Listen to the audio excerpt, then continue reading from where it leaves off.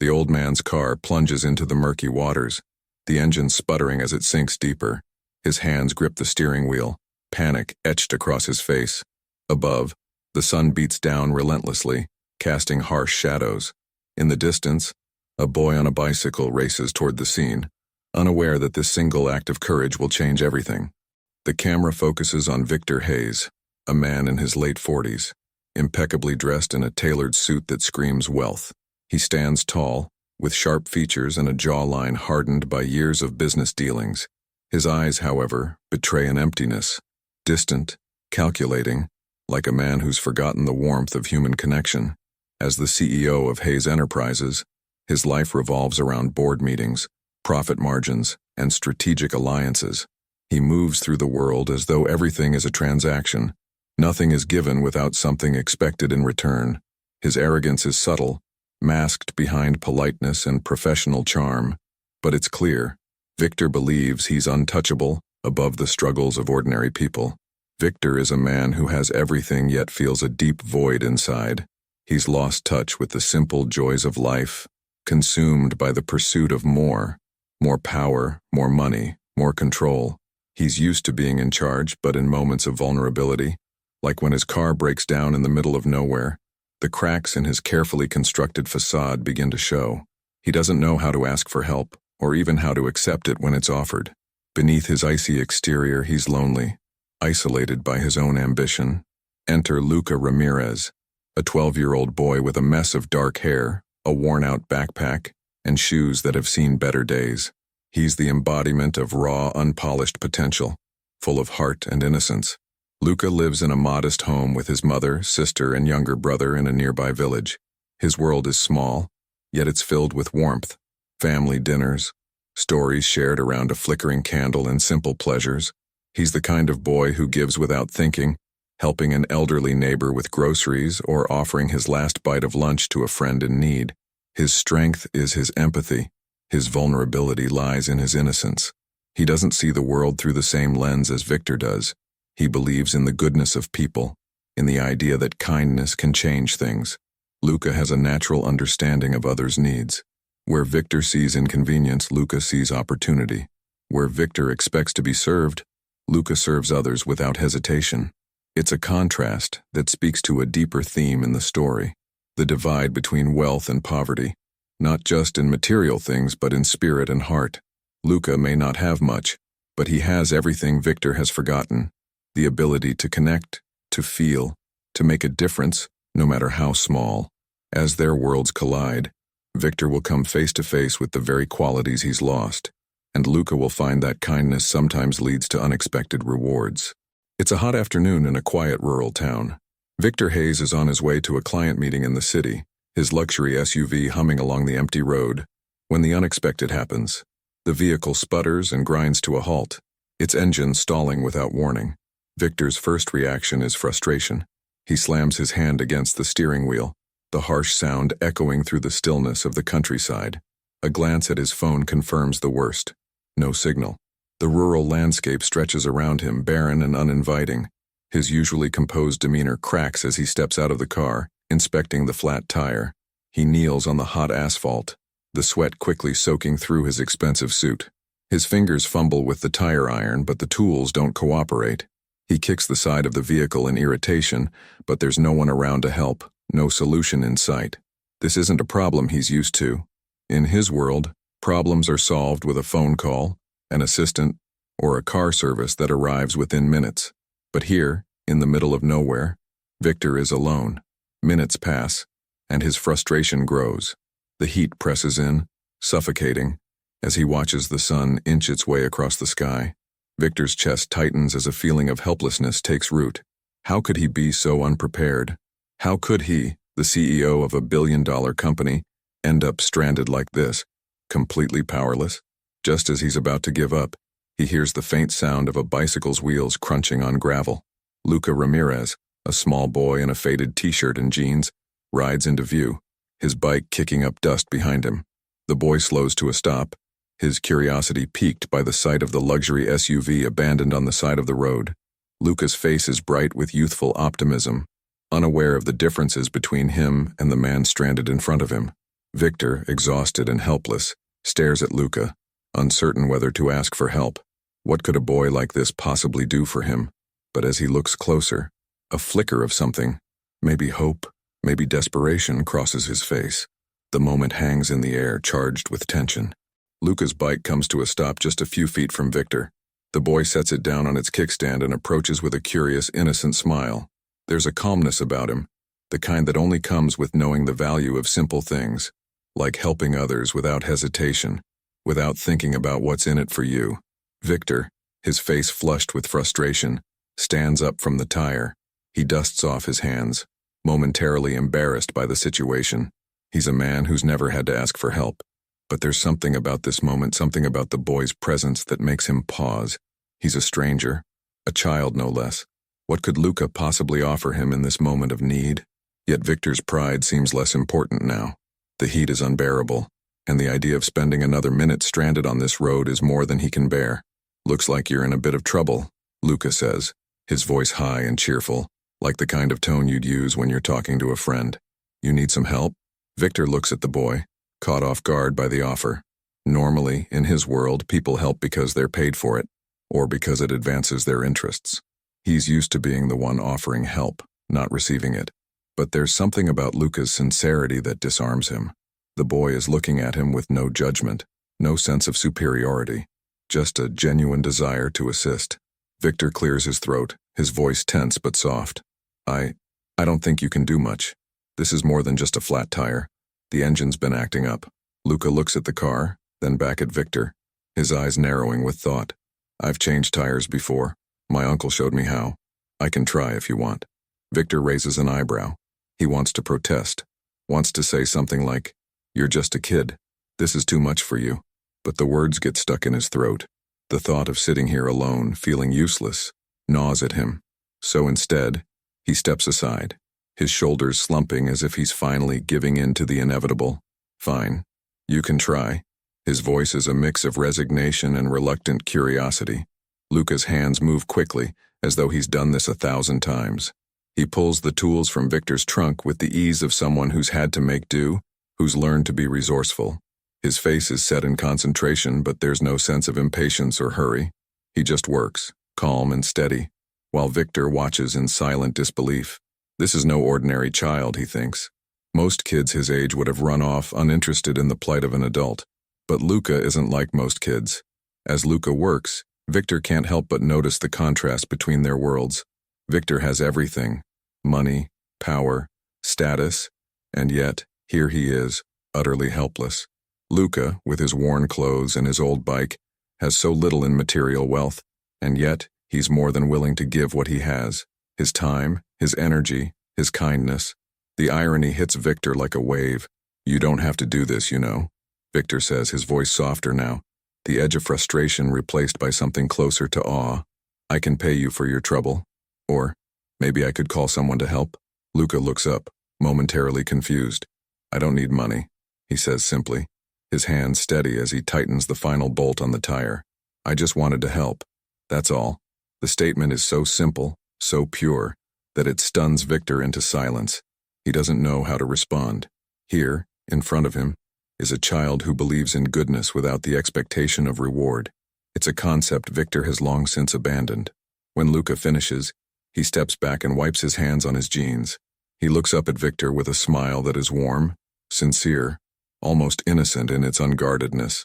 There, should be good as new. Victor stands there for a long moment, his mind racing. The boy didn't ask for anything in return. He didn't expect praise or a pat on the back. He simply saw someone in need and acted. It was that simple. Victor looks at the boy, his chest tightening with something he can't quite name. For the first time in a long while, he feels the weight of his own isolation. He doesn't know how to express the gratitude building inside him. He's not accustomed to this, having his expectations shattered in the most humbling of ways. Luca, sensing the silence, shrugs, and climbs back onto his bike. "All right then, I'll see you later. Stay safe, mister." Victor watches the boy pedal away, the image of his small, unassuming figure disappearing down the road, leaving behind only the faintest trace of kindness in the still air. It's a moment that lingers in Victor's mind, a seed planted in the soil of his hardened heart. The boy didn't need anything from me. He helped because it was the right thing to do. Victor is left standing by his car, the tire now fixed, but his mind reeling with the unexpected encounter. Victor stands frozen as Luca pedals away, the hum of his bike wheels slowly fading into the distance. His gaze lingers on the boy's retreating form, but his mind is elsewhere, caught in a storm of thoughts he can't seem to process. Why did he help me? Victor's thoughts echo in his mind, a question that refuses to fade. He watches Luca disappear into the horizon, an overwhelming sense of confusion creeping over him. This was no ordinary act of kindness. It was something far more profound. There was no obligation, no hidden agenda. The boy didn't expect anything in return, didn't ask for recognition. He simply saw someone in need and decided to help. Victor's chest tightens as the enormity of the moment settles in. He's been a CEO for over 20 years, surrounded by business deals, competitors, and a world where everyone has a price. A world where favors come with strings attached, where kindness is often nothing more than a means to an end. And yet, here was a boy, without a single ounce of wealth, offering something more valuable than anything Victor had ever received: his time, his energy, his genuine compassion. Victor runs a hand over his face, the heat of the day suddenly unbearable. He feels a knot forming in his stomach, an unfamiliar discomfort. Why didn't he take anything? It doesn't make sense. In his world, help was never given freely. People always had their own reasons: promotions, paybacks, an unspoken desire for something in return. But Luca, the boy didn't even hesitate. Victor shakes his head, his thoughts tangled. He turns back to his SUV, finally noticing the tire he had been unable to fix. It's perfectly set now, shining as if it had never been an issue. The physical problem is gone, solved by a child with hands too small to grasp the complexities of Victor's world, yet somehow more capable of solving the deeper problem that's been gnawing at him for years: his own loneliness, his isolation. As he climbs into the driver's seat, Victor's fingers hover over the ignition, the engine running in the background. The sound feels distant, almost hollow now. A sense of guilt gnaws at him. His entire life he's focused on achievements, on the accolades, the wealth, the success. But he's never known what it felt like to truly give, to do something for someone else without expecting anything in return. What's wrong with me? The question hits him hard, like a punch to the gut. He grips the steering wheel tighter, his knuckles white. But it's not the usual frustration. It's something deeper, a seed of reflection that Luca's simple act of kindness has planted in him. For the first time, Victor wonders if there's more to life than just collecting victories. Maybe, just maybe, the boy has something he's been missing all along. The next morning, Victor's thoughts are still clouded with the lingering image of Luca, his bright eyes, his unshakable optimism, and that selfless kindness that had undone the rigid walls Victor had built around himself. He couldn't shake it. But today, fate seems to offer a strange twist. As Victor's SUV roars back down the same quiet road, a familiar sight catches his eye. Luca is there again, riding his bike down the same stretch, his worn shoes kicking up dust as he pedals steadily. His hair, uncombed and wild, flaps in the wind, and the same faded t-shirt clings to his frame. But something has changed. The boy's smile isn't quite as bright today. His shoulders are slumped, and there's a heaviness in the way he moves, as though the carefree joy that usually filled him has been weighed down by something unseen. Victor slows his car as he approaches, his heart strangely tight in his chest. The boy doesn't seem to notice him at first, lost in thought as he glides past a line of trees. But when he sees Victor's SUV slowing beside him, he lifts his head, his expression a mix of surprise and hesitation. Victor rolls down his window and calls out, "Luca!" The boy halts, looking at him warily. "Hey, mister, you're on your way to work again?" Victor nods, but there's something about the way Luca stands there that pulls at him. He notices now how the boy's face is drawn, the usual brightness replaced by a subtle sadness that's hard to ignore. It's strange. He's never seen a child carry the weight of the world on their shoulders so easily. "Everything okay?" Victor asks, his voice softer than he intends. Luca shifts his weight, unsure of how to respond. He rubs the back of his neck, then looks down at the dirt path beneath his feet. "Yeah, it's just, things are tough at home. My mom's been sick for a while, and it's hard for my dad to work. We don't have enough sometimes." Victor's stomach tightens. He watches Luca's eyes, no longer filled with the innocence of yesterday, but shadowed with an unspoken burden. A kid should never have to carry such weight. Victor thinks. Luca's gaze drifts to the ground, his voice barely above a whisper. I don't mind, though. I help out where I can. I take care of my little sister and brother. I fix things for neighbors, so they don't have to call for help. Victor is silent, his mind racing. The disparity between their lives couldn't be starker. Here's a boy who has nothing by material standards, yet he carries the world on his shoulders with such grace. Victor, with all his wealth, has never had to endure anything close to this level of hardship, yet he feels a deep sense of shame creeping over him. You're a good kid, Luca, Victor says quietly, feeling the weight of the words more than he expected. His voice cracks, betraying an emotion he rarely shows, vulnerability. Luca looks up, his eyes meeting Victor's for the first time. The boy's gaze is steady, unafraid. I just do what needs to be done. Everyone has their hard days. Victor feels a lump in his throat. The simplicity of the boy's words, spoken without any sense of self-pity, cuts deeper than he can explain. He's used to business meetings, grand negotiations, and corporate power plays, but he's never encountered a moment like this, a raw, human connection that doesn't ask for anything in return. The silence between them stretches out, but it's not uncomfortable. It's filled with something deeper, something Victor can't quite name. A bridge is being built, not with words, but with a shared understanding. Victor inhales deeply, then with a hesitant but genuine smile says, If you ever need anything at all, don't hesitate to ask. Luca nods, his face lighting up with the same warmth that had first drawn Victor to him. Thanks, mister. I appreciate it. As Victor drives off, he catches a glimpse of Luca riding away again, his head held a little higher now, though the boy's burdens remain. But for a moment, there's something else in his step, something that wasn't there before, hope. The next few days pass in a blur of meetings and phone calls for Victor, but no matter how hard he tries to focus, his mind drifts back to Luca. The boy's words, the quiet strength in his demeanor, the way he carried his burdens with a grace that seemed impossible for someone so young. It lingers, gnawing at Victor. One evening, after a long day at the office, Victor finds himself driving the same road again. He doesn't know why he's heading that way, or what he expects to find, but something inside him is pulling him toward Luca. As he nears the bend in the road where he first saw the boy, his heart begins to race. And then, he sees him. Luca is sitting by the side of the road, his bike leaning against the tall grass. His eyes are fixed on the distant horizon, as though lost in thought. There's a heaviness to the way he slumps, an exhaustion that seems beyond his years. Victor pulls over instinctively, his car gliding to a stop just a few feet from Luca. This time the boy doesn't look up immediately. Victor steps out of the car, his feet crunching against the gravel. Luca, he calls softly. The boy looks up, and Victor sees it instantly. The same sadness from before, but now it's deeper, sharper. Luca's gaze is distant, as though the weight of the world has grown heavier in the short time since their last encounter. Victor's heart twists. He knows he can't ignore it anymore. The boy's problems are more than just a flat tire or a quick favor. This is real. And for once, Victor feels an overwhelming need to do something. Something that isn't a transaction. Something that isn't about appearances or control. Get in, Victor says, his voice firm but kind. I'm taking you home.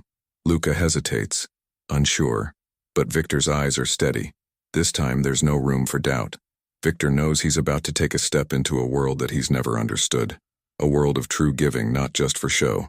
A world where he can make a difference. And he's ready. The drive to Luca's home is silent. The only sound the steady hum of the tires on the asphalt. The sun is beginning to dip below the horizon, casting long shadows over the road. But Victor doesn't notice. His mind is consumed with the thought of Luca's life, the things the boy had shared, the weight he carried in silence. He glances over at Luca, who's sitting beside him, staring out the window with the same distant look.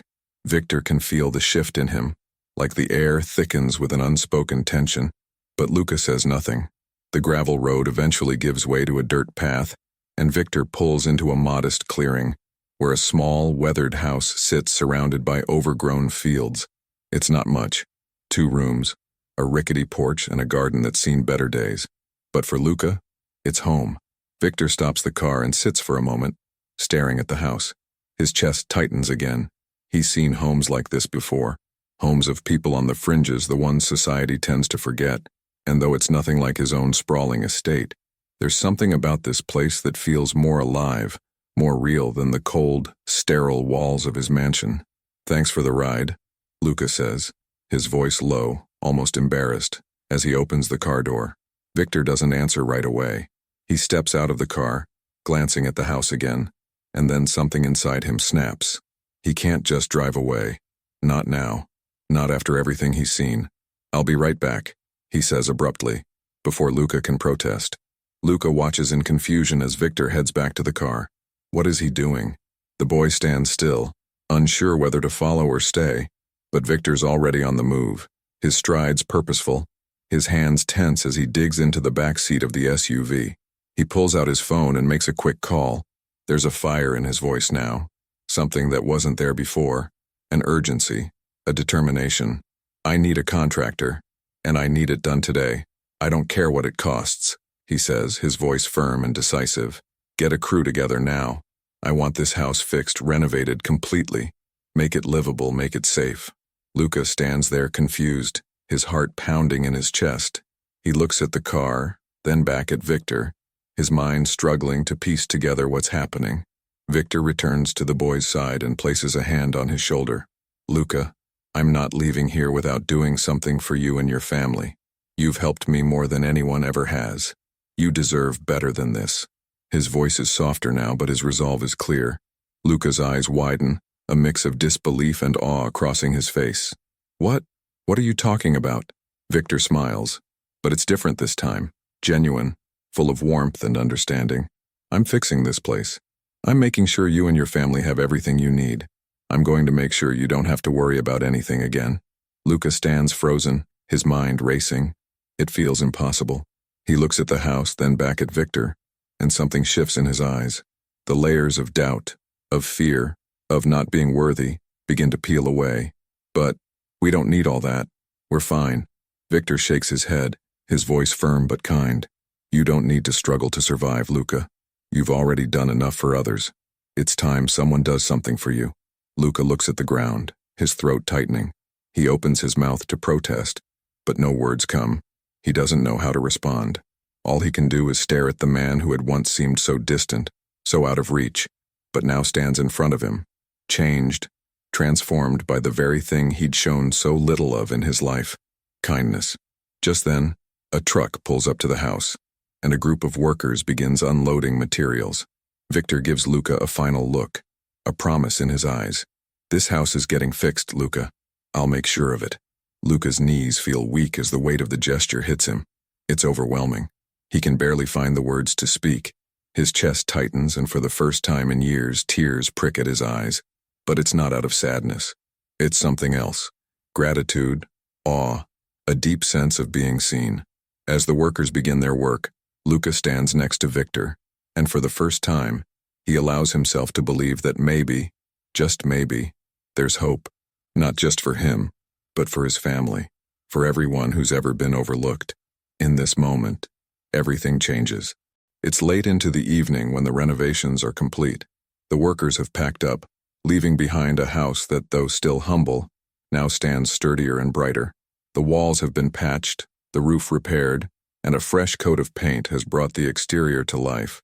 The old porch, which had once creaked and threatened to collapse, now feels like a safe haven. It's not a mansion, but it's a place that speaks of stability, of hope, of new beginnings. Luca stands at the doorway, his hand resting on the frame as he looks inside. His heart races in disbelief. This house, his home, has been transformed. The dim, faded rooms are now warm and welcoming. The cluttered kitchen is organized, with new appliances that gleam under the soft light. The worn-out furniture has been replaced with new pieces, simple but functional. The small details, the fresh curtains, the vibrant rugs, the flower boxes on the windowsill, bring life to every corner. He doesn't know how to react, and for a moment, he can only stand there in stunned silence. His family is inside, but they, too, are speechless. His mother sits at the table, her hands trembling as she surveys the changes. His younger siblings peek curiously from the hallway, their faces lit up with confusion and wonder. Luca's mother, Maria, has always been strong, always the one to carry the weight of everything. But now, Her eyes are filled with something she hasn't shown in years. Hope. She stands slowly and walks over to Luca, her voice breaking. Luca, what is this? What happened? Luca swallows hard, his throat tight with emotion. He can barely find the words. Mr. Victor, he did all this for us. He made sure we didn't have to live like this anymore.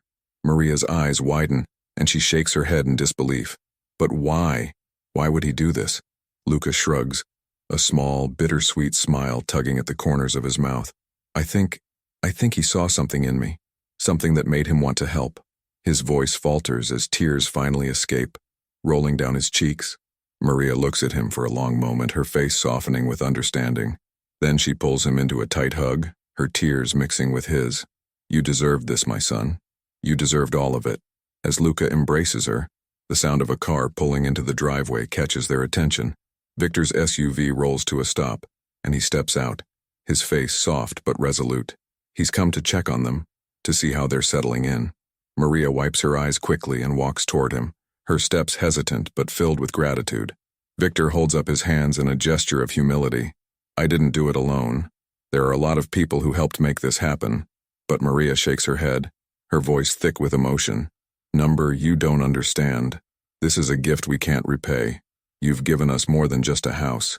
You've given us a future. Victor's heart swells at her words. He hadn't expected this, didn't expect the depth of gratitude that floods over him now. It feels different than any of the accolades or corporate recognition he's received in his life. This is real. This is raw.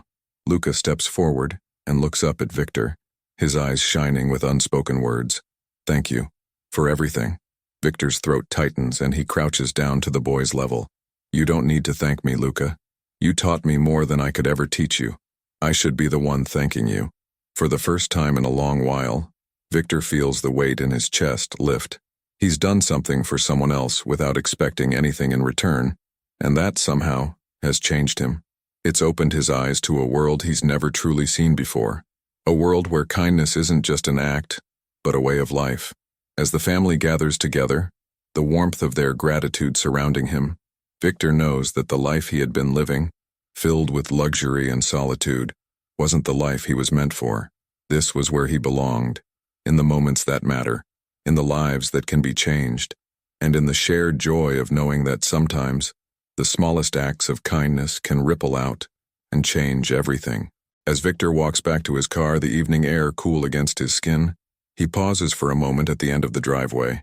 The sounds of laughter and conversation from inside the house drift toward him, and he feels a strange sense of peace settle over him, a peace he hadn't realized he'd been missing. He leans against the hood of his SUV, gazing up at the stars beginning to dot the sky, and takes a deep breath. The world feels different now. For so long, Victor had been chasing success, climbing the corporate ladder, building his empire, collecting things. He had never stopped to question what it all meant. In his world, success was measured in profits and power, in cars and mansions, in the latest gadgets and designer clothes. He had been taught that these things defined who he was. But now, standing in the cool night air, he realizes that none of it matters, not in the way he once thought. What matters is what he's just witnessed. The transformation in Luca's family, the gratitude in Maria's eyes, the quiet pride in the boy's heart. This is what wealth truly looks like. Not the things you own, but the connections you make, the lives you touch, the love you give. For the first time, Victor understands that true success isn't about accumulating more, but about giving. He glances back at the house where Luca and his family are settling into their new life, and a quiet smile tugs at his lips. He's changed, and for the first time in his life, Victor feels like he's found something far more valuable than anything money could buy. A sense of purpose, a deeper connection to the world around him, and the realization that kindness, not wealth, is the greatest gift he could ever give. As he drives away, the road ahead feels brighter, clearer. He doesn't know where it will lead, but for the first time, he's ready to follow it. As the night settles over the small house, the sound of Luca's laughter echoes through the open windows. Inside, his family has gathered around the dinner table, sharing a meal they never thought possible. The kitchen is warm with the scent of fresh food, and the air hums with a quiet joy, one born from hope, hard work, and the kindness of a stranger. Luca sits back in his chair, his gaze distant yet full of possibility. He thinks about the future, a future that now feels full of potential. Maybe one day he'll be the one to help someone in need, just as Victor helped him. Maybe he'll have the power to make a difference, to change lives, just as his life was changed. In the glow of the modest home, he realizes something. Kindness is a ripple that spreads far beyond the moment. It creates a chain, one that can't be broken. He dreams of a world where acts of compassion are the norm, not the exception. Outside, the stars twinkle brightly in the sky, a reminder that even in the darkest of times there's always light to be found. And for Luca, Victor, and their families, the journey has just begun, a journey of hope, love, and the quiet power of helping one another. The future, it seems, is brighter than they ever imagined.